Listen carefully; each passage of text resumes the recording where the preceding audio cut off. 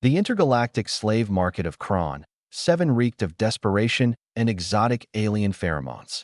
Daniel walked through the cramped corridors of the station, his worn boots echoing against the metallic floor. He wasn't here by choice. His cargo freighter had suffered critical engine failure 3 sectors back, and this forsaken outpost was his only hope for quick credits and cheap parts. The market sprawled across the lower decks like a festering wound in the station's belly. Cages lined the walls, each containing beings from 100 different worlds. Some wept silently. Others screamed in languages Daniel's translator chip couldn't decipher.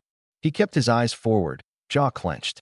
This was the ugliest corner of the galaxy, where the Galactic Council's laws were just suggestions and morality was whatever you could afford. Human. Yes, you, the Terran. A Vexorian merchant slithered toward him, its 6 eyes gleaming with predatory interest. You look like someone who appreciates quality merchandise. I have Glorthian workers, Mendax engineers, even a crystalline navigator. Not interested, Daniel muttered, pushing past. But something made him stop. At the far end of the market, in a reinforced titanium cage that hummed with dampening fields, sat a creature that didn't belong in this place. They were magnificent even in captivity, scales that shimmered between deep crimson and gold, catching the harsh overhead lights like living fire. Humanoid in basic structure, but clearly not human, with elegant horns that curved back from their skull and eyes that burned with ancient intelligence. The Draconai. Daniel's breath caught. He'd heard stories, every spacer had.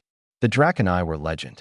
Dragon warriors from the Outer Rim, a species so rare that most scientists considered them extinct. They'd been the galaxy's greatest defenders once, before the Purge Wars 3 centuries ago. Before betrayal and genocide had scattered them to the cosmic winds.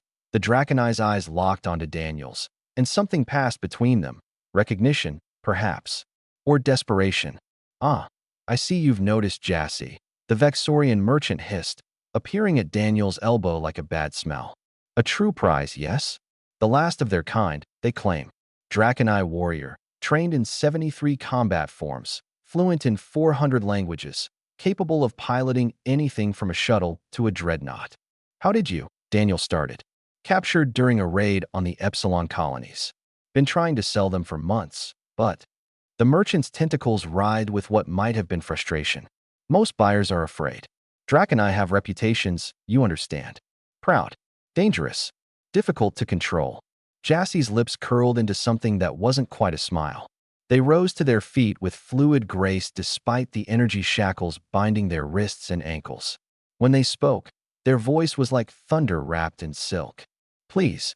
That single word hung in the air, heavy with meanings Daniel couldn't begin to unpack. The Dragon Warrior speaks to you. Human. The merchant chittered excitedly.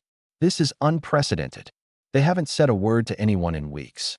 Perhaps they sense something in you. How much? Daniel heard himself ask. The number the Vexorian quoted made Daniel's stomach drop.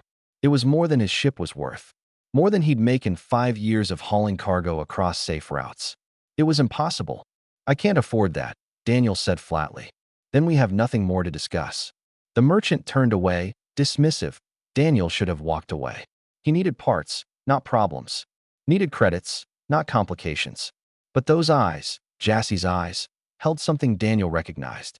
The same thing he saw in his own mirror every morning since the war. Since Earth. Wait. Daniel's voice cut through the market's chaos. I'll trade you my ship. The merchant spun back, eyes widening. Your freighter? The Olympus-class vessel docked in Bay 7. Everything except my personal effects. Full fuel tanks, recently upgraded life support, quantum drive with less than 10,000 light years on it. It was insane. It was financial suicide. It was done. The merchant couldn't agree fast enough. Already pulling out a transaction tablet. 20 minutes later, Daniel stood before Jassy's cage as the energy fields powered down. The Draconai warrior studied him with an intensity that would have made lesser beings flinch. What? Jassy asked simply. Daniel pulled out the key to the energy shackles. Because nobody should be in a cage. Because I've seen too much suffering in this galaxy. Because. He paused, searching for words. Because sometimes the right thing and the smart thing aren't the same, and I'm tired of being smart. The shackles fell away with a soft click. Jassy rubbed their wrists, scales rippling with relief. You've just traded everything you own for a slave you cannot control, cannot sell, and cannot afford to feed. Your species is either incredibly foolish or both, probably, Daniel said with a tired smile. I am not your property, human, Jassy said, drawing themselves up to their full height, easily a foot taller than Daniel. Draconai cannot be owned. Good. I'm not looking for property. I'm looking for. Daniel trailed off, realizing he hadn't thought this through at all. A partner, Jassy offered, and now their expression softened almost imperceptibly. A friend. I was going to say someone to help me figure out what the hell I'm supposed to do now that I don't have a ship, but those work too. For the first time since Daniel had seen them, Jassy laughed, a sound like distant thunder and wind chimes. You freed me knowing you'd be stranded? Seemed like the right thing to do at the time. I'm starting to rethink that. Jassy stepped out of the cage, movements predatory and graceful. They circled Daniel once, as if assessing prey, then stopped directly in front of him. When they spoke again, their voice carried the weight of ancient oaths. 300 years ago, my people swore to protect the weak and stand against tyranny. We failed. We fell. We were hunted to extinction. Jassy's hand moved to their chest, over their heart. But our oaths remain. You showed me kindness when you had nothing to gain. You sacrificed everything for a stranger. This is the way of the ancient warriors, the way we thought lost to this corrupt galaxy. Jassy, you don't own me. Silence, Jassy commanded, but gently. Daniel of Earth, I was not begging you to buy me. I was begging you to free me. There is a difference. And now that you have, their eyes blazed with renewed purpose. Now you have earned something far more valuable than a ship. You have earned the loyalty of the last Draconai warrior. My skills, my knowledge, my very life, these are yours to command. Not as master and slave, but as bonded companions in the old tradition. Daniel blinked. That's really not necessary. It is necessary, Jassy insisted. Because while you lost your ship, Daniel of Earth, you've gained something this galaxy has not seen in centuries. You've gained a dragon warrior's oath. And with me at your side, we won't need that old freighter. No, Jassy's smile turned predatory. No, we'll take something better. This station is crawling with pirates and slavers. Ships everywhere, ripe for the taking. And unlike you, I have no moral qualms about stealing from those who traffic in suffering. Daniel felt something stir in his chest, something he hadn't felt since before the war. Hope, maybe. Or purpose. You're suggesting we become pirates. I'm suggesting we become something better. Liberators. This galaxy is full of cages, Daniel. Full of beings who need someone to unlock their chains. Jassy's hand extended toward him.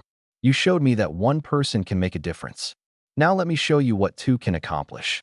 Daniel stared at that offered hand, scaled, clawed, belonging to a creature from legend. He thought about his boring cargo runs, his empty life, his careful plans that had just evaporated. He thought about walking past those cages every day, doing nothing. He took Jassy's hand. All right, Dragon Warrior. Let's change everything. And in that moment, as human and Draconai clasped hands in the depths of a slave market, something shifted in the galaxy. It was small, just two beings deciding to fight back against the darkness. But from small sparks, great fires grow. The legends said the Draconai were extinct. The legends were about to be proven very, very wrong. Yendi.